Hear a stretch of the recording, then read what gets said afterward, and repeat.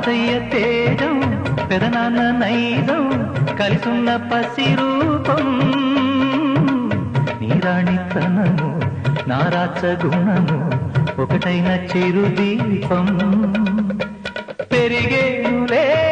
నాంసము వెలిగేనులే మా వంశము